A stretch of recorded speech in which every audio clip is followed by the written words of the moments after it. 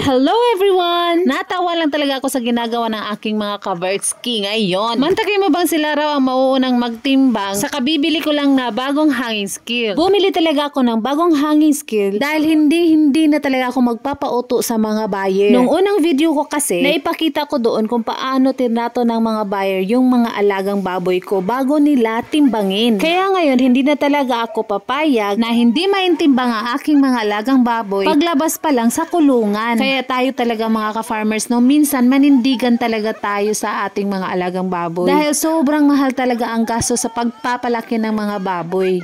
If I woke up without you, I don't know what I would do. Thought I could be single forever till I met you. Noong mga nakaraang linggo, nabili yung mga 8 baboy ko. Kibali 12 sila noon, menos 8, edi 4 na lang ang natira. At yung 4 na yun ay kinuha ko yung isa at inihaw ko at pinautang sa mga kapitbahay o sa mga kakilala. At kung iisipin nyo mga ka-farmers, kung bibili ng buyer yung isang baboy ko na yun na inihaw ko, maibenta lang siya ng 12,000 pesos. Pero noong naihaw na namin, mantakin mong kumita ako ng almost 19,000 pesos. Ganun kalaking halaga ang diferensya ng bintahan talaga sa mga alagang baboy natin, mga ka-farmers. Kaya magising na tayo, lalo na sa mga katulad ko na maliliit lang o yung backyard farming lang talaga ang ginagawa. Magising na tayo at maging madiskarte pa more, dahil alam talaga nating lahat na hindi talaga biro ang gastos kapag piggery talaga ang pag-uusapan. At sa araw na ito mga ka-farmers, ibebenta ko na yung 2 baboy ko at may isa pang natira. At sa kabutihang palad talaga, nasunod talaga yung gusto ko na timbangan yung aking mga baboy paglabas pa lang ng kulungan. Ito lang talaga yung naabutan ko na naisakay na sa basahan yung 2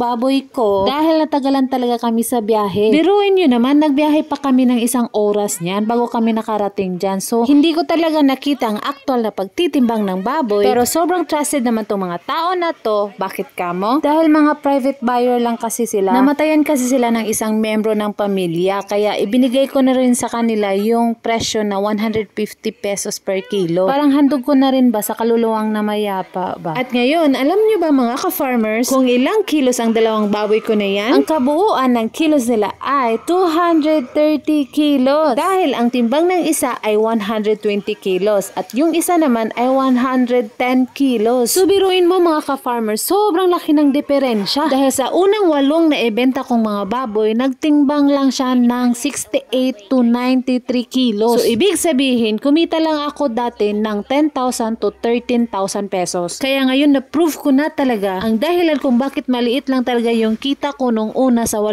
baboy ko, dahil yun sa pagtrato ng mga buyer kung bago nila timbangin ang mga baboy. Kaya kayo mga ka-farmers, wag na talaga kayong magbenta sa mga abusadong buyer. Lalo na sa mga buyer na bumibili ng maramihan at malalaking truck yung dala. Naku, experience ko yan ngayon. Hindi talaga sila patas bumibili. Real talk lang ako dito mga ka-farmers, pero hindi ko sila sinisiraan dahil actual naman talaga at na-experience ko ito lahat. Kaya mas mabuti pang ibenta natin yung mga alagang baboy natin sa mga maliliit na nag-iihaw lang. O kaya tayo na lang ang mag-ihaw ng mga alaga natin. Basta lakasan lang talaga ng loob at huwag tayong matakot malugi, kasi mas lugi tayo kung ibebenta natin ng mura at sa mga abusadong buyer pa. At sa ngayon mga ka-farmers, lilinisan muna ng partner ko ang kulungan ng baboy dahil nag-iisa na lang si Peggy. At ang sabi ng partner ko mga ka-farmers, napuno na raw yung septic na pinupunduhan ng dumi ng mga baboy. Kaya plano namin ibakante muna namin itong piggery na to. At doon na kami magpapatuloy ng piggery sa lugar ko sa Calapit. Kaya mga ka-farmers, antabayanan nyo lang sa next episode natin ang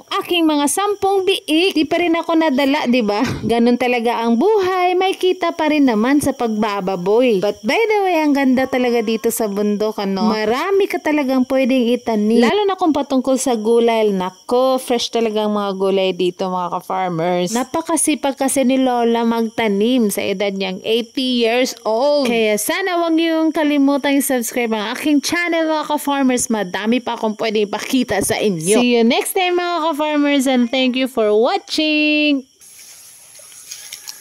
Ang galing. Maasim. Maasim. Ito ga.